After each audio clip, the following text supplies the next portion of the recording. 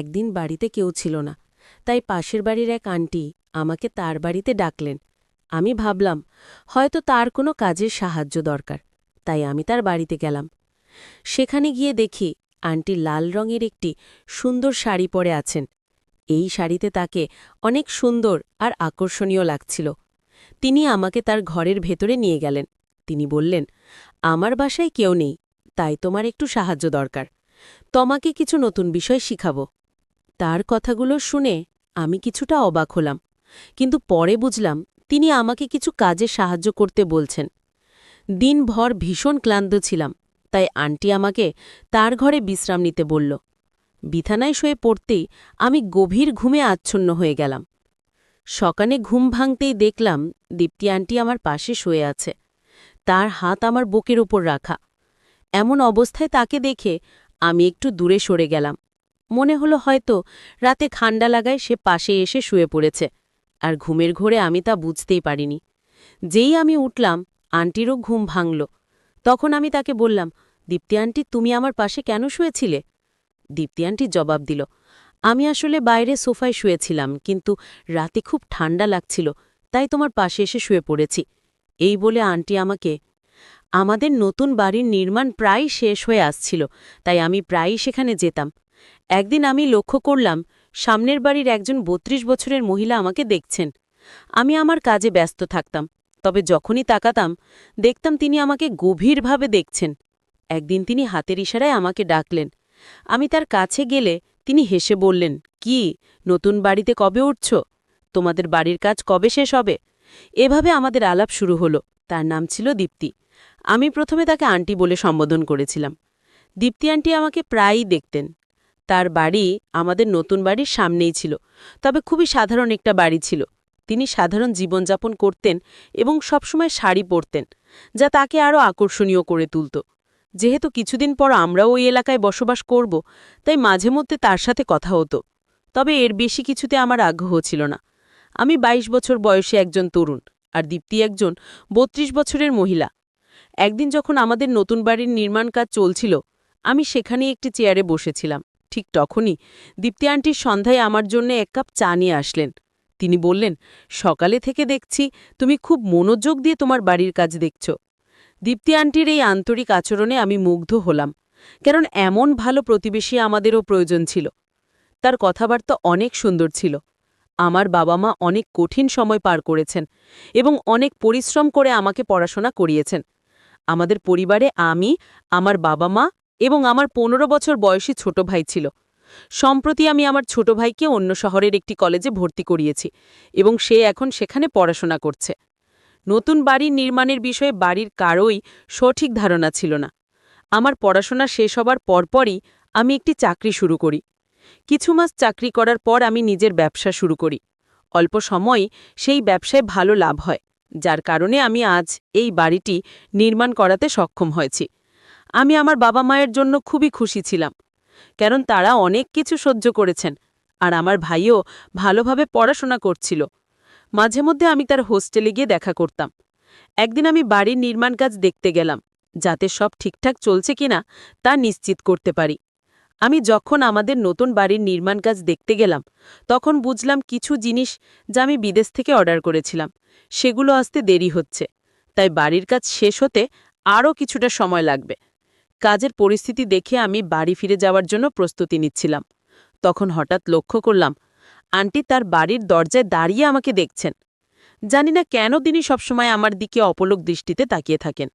যখনই আমার চোখ তার দিকে পড়ল, তার দৃষ্টিতে যেন কিছুটা ভিন্নতা অনুভব করলাম। তার চেহারায় এমন কিছু ছিল যা আমার কাছে নতুন লাগছিল, কারণ আগে তাকে এমনভাবে দেখিনি। সে আমাকে হাত নাড়িয়ে ইশারা করল। আমিও তাকে হাত না দিয়ে সাড়া দিলাম এবং সেখান থেকে বেরিয়ে এলাম। দীপ্তি আন্টির এই আচরণে আমি কিছুটা অবাক হলাম, কেননা আমাদের মধ্যে খুব বেশি আলাপ পরিচয় ছিল না। তবুও তিনি এমনভাবে আচরণ করছিলেন যা আমার কাছে কিছুটা অদ্ভুত লাগছিল। মনে হচ্ছিল তিনি আমাকে অনেক আগে থেকে চিনেন। আমি যখন নতুন বাড়ির নির্মাণস্থলে যেতাম, দীপ্তি আন্টি আমার সাথে কথা না বলে থাকতেই পারতেন না। প্রতিবারই তিনি আমাকে চা বা নাস্তার জন্য ডাকতেন, তবে আমি সবসময় কোনো না কোনো অজুহাতে তাকে এড়িয়ে যেতাম। কয়েকদিন পর একদিন আমি আবার বাড়ির কাজ দেখতে বেরোলাম। তখন হঠাৎ করে প্রবল বৃষ্টি শুরু হলো। বৃষ্টি এতটাই জোরে হচ্ছিল যে গাড়ি চালাতে সামনের কিছুই দেখতে পাচ্ছিলাম না। ধীরে ধীরে যখন আমি বাড়ির কাছে পৌঁছালাম, তখন দেখলাম একটি ভয়ানক দৃশ্য। বাড়ির একটি দেওয়াল বৃষ্টির পানিতে ধসে পড়ে গেছে। নির্মাণ কাজ এখনও অসমাপ্ত ছিল, তাই বৃষ্টির তীব্রতা সেই কাঁচা কাজটি সহ্য করতে পারিনি। এই ক্ষতি দেখে আমি খুবই হতাশ হয়ে পড়লাম। বৃষ্টির কারণে সেই সময় সব শ্রমিকও চলে গিয়েছিল। আমি কোনো আশ্রয় খুঁজতে বাড়ির একটি অংশের পেছনে দাঁড়ালাম। বৃষ্টি এতটাই তীব্র ছিল যে বাড়ি ফেরার জন্য অপেক্ষা করা ছাড়া আর কোনো উপায় ছিল না। অনেকক্ষণ অপেক্ষা করেও বৃষ্টি কমছিল না, এবং আমি বুঝতে পারছিলাম না যে কি করব। তখন বাড়িতে ফোন দেওয়ার চেষ্টা করলাম, কিন্তু নেটওয়ার্ক সমস্যার কারণে ফোন লাগছিল না। কিছুক্ষণ পরে হঠাৎ দেখি দীপ্তি আন্টি সামনের দিক থেকে ছাতা হাতে আমার দিকে আসছেন। সন্ধ্যা নেমে এসেছিল, আর বৃষ্টির কারণে চারপাশ অন্ধকার ছিল। আন্টির এই হঠাৎ উপস্থিতি আমাকে কিছুটা অবাক করল। আন্টি একটি হাতে ছাতা এবং অন্য হাতে টর্চ নিয়ে ধীরে ধীরে আমার দিকে আসছিলেন। টর্চের আলোয় আমি তাকে স্পষ্টভাবে দেখতে পেলাম। সেই মৃদু আলোতে আন্টি একেবারে আলাদা লাগছিল। সাধারণত তাকে শাড়িতে দেখতাম, কিন্তু আজ তিনি আধুনিক পোশাকে ছিলেন, এবং তার ঠোঁটে লাল লিপস্টিক ঝলবল করছিল। এই নতুন রূপে তাকে আগে কখনো দেখিনি, এবং তার দিকে তাকিয়ে আমি বিস্ময়ে তাকিয়ে রইলাম। ছাতাটি ছোট হওয়ায় তার শরীর কিছুটা ভিজে গিয়েছিল, আর সেই ভেজা অবস্থা তাকে আরও আকর্ষণীয় করে তুলেছিল। তাকে দেখে আমার দৃষ্টি বদলে যেতে থাকল। এত সুন্দর কাউকে আমি আগে কখনো দেখিনি। আন্টি এসে আমার হাত ধরলেন, এবং কিছু না বলেই আমাকে তার বাড়ির দিকে নিয়ে যেতে লাগলেন। আমি কিছু না বলে তার পেছনে পেছনে চলতে থাকলাম। তিনি সামনে ছিলেন, আর আমি পেছনে।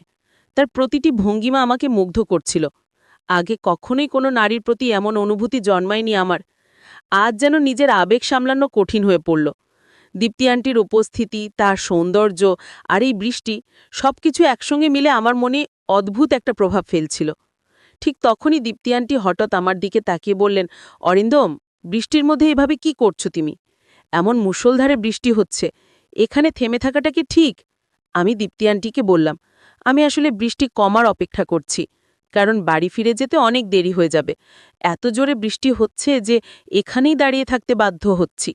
আন্টি হাসতে হাসতে বললেন, অরিন্দম, আমি তোমার প্রতিবেশী, তুমি আমার সাহায্য নিতে পারো। প্রতিবেশী যদি কঠিন সময় পাশে না থাকে, তবে কবে থাকবে?